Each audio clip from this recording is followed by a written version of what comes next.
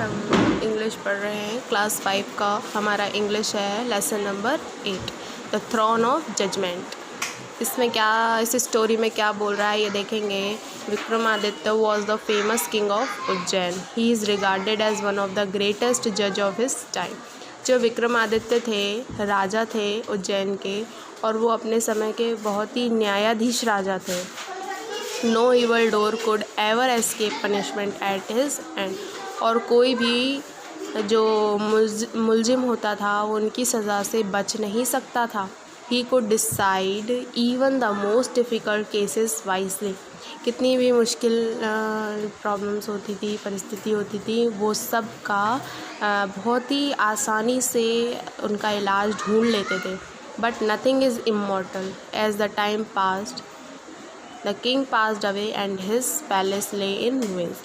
लेकिन क्या हुआ, हमेशा हर चीज़ सेम नहीं रहती है। उसी तरह एक दिन राजा का देहांत हो गया। People almost forget him. और कुछ टाइम बाद लोग उनको भूल गए। The world knew nothing about the matter till an accident took place. One day 2 shepherd boys were quarreling on something. Seeing this, a third boy did something strange. He climbed the top of a mountain and declared that he was a judge. The quarreling boy put their case before him. The young judge listened to their arguments and surprisingly passed a fair and wise judgment. क्या हुआ, एक दिन क्या हुआ, 2 चराहे थे, मतलब जो भेड़ों को चराते थे, तो वो लड़ रहे थे आपस में। 2 लोग लड़ रहे थे, तो तीसरा आया और उसने ये देखा कि ये लोग आखिर लड़ क्यों रहे हैं। तो जब उन्होंने ये देखा कि उसने ये देखा तीसरे ने कि ये लोग लड़ रहे हैं, तो वो फटाक से पेड़ पर चढ़ गया। और पेड़ पर चढ़ने के बाद क्या हुआ, उसने कहा कि तुम दोनों क्यों लड़ रहे हो, मुझे बताओ। तो जब उन दोनों ने उसे बताया कि ये मैटर है, उस पर हम लड़ रहे हैं, तो उसने क्या किया, उसने अपना जजमेंट सुना दिया। जजमेंट मतलब सही डिसीज़न लेके उसको सुनाया।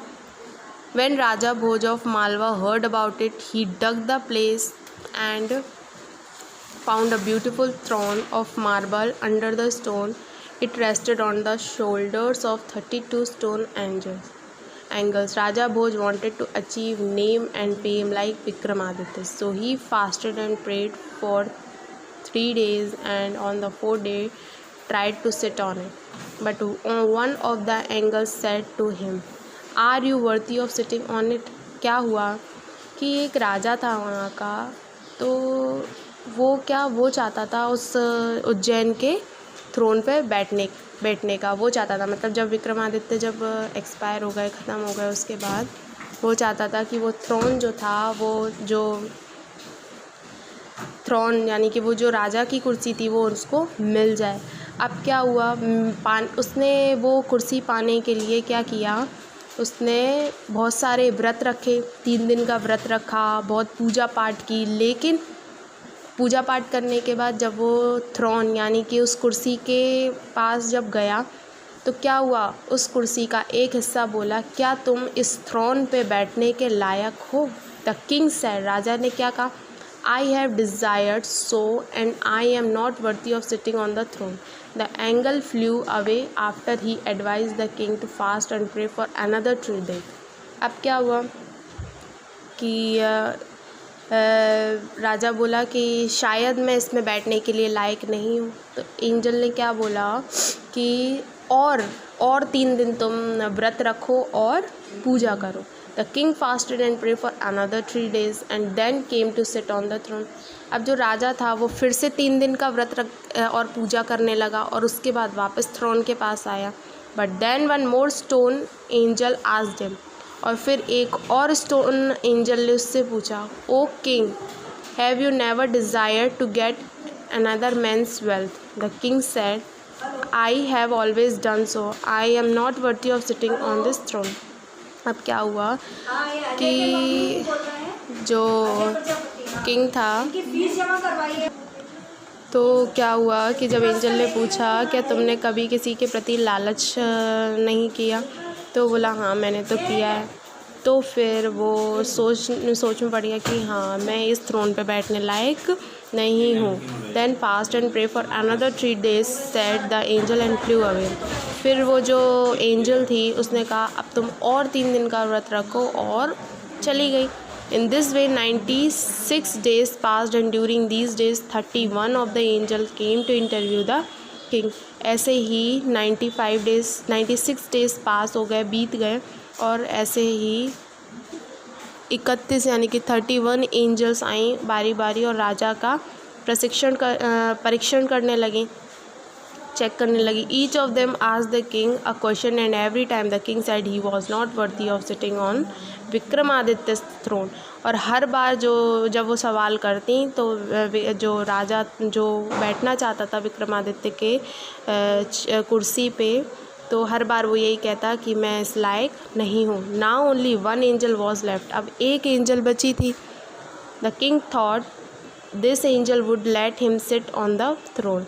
जो राजा था उसने सोचा कि शायद अब ये वाली जो एंजल है वो मुझे उसमें बैठने दे। But the angel asked, angel ने क्या पूछा, O king is your heart as pure as the heart of the shepherd boy who sat on the mount. तो जो एंजल थी उसने राजा से, लास्ट एंजल थी, उसने पूछा कि राजा मुझे बताओ कि तुम्हारा दिल उतना ही साफ़ है क्या जितना उस लड़के का था। If it is so you are worthy of sitting on Vikramaditya throne. अगर हाँ तो तुम उस विक्रमादित्य के थ्रोन पर बैठने के लिए तैयार हो। The king thought for a moment and then said no it is not, I am not worthy of sitting on the throne of Vikramaditya. The angel heard the king's reply and flew away with the throne of marble and his head. फिर उसके बाद उसने कहा नहीं मैं इस लायक नहीं हूँ, और ये सुनकर भी क्या हुआ, एंजल उड़ गई। इसका क्या मतलब था, इस स्टोरी से हमें क्या पता चला कि वो जो राजा था, जो विक्रमादित्य थे, वो कितने ही साफ दिल के थे, कितने ही सच्चे थे। उनके जैसा राजा आज तक ना बना और ना ही शायद बनेगा, क्योंकि वो हर प्रॉब्लम का सॉल्यूशन उनके पास होता था। लेकिन ये जो राजा था जो उनके थ्रोन पे बैठना चाहता था वो इस काबिल नहीं था। ठीक है, तो स्टोरी तो हमारी ये थी। इसके बाद आप लोग इधर आएंगे, यहाँ आप देखेंगे रीड एंड लर्न, इसके नीचे देखेंगे वर्ड पावर, फिर यहाँ देखेंगे fill in the blanks with suitable words given below. हमें ये फिल इन द ब्लैंक्स भरने हैं इनको देखते हुए, ठीक है, इसमें से छांट के हमें इसमें भरना है। तो आप लोग क्या करेंगे कि स्टोरी एक बार फिर से पढ़ेंगे और इसमें स्टोरी पढ़ेंगे और उसी में आपको इसके आंसर्स मिल जाएंगे, और ये ऊपर दिया हुआ है वही आपको यहाँ भरना है। तो ये आपका होमवर्क है। Thank you.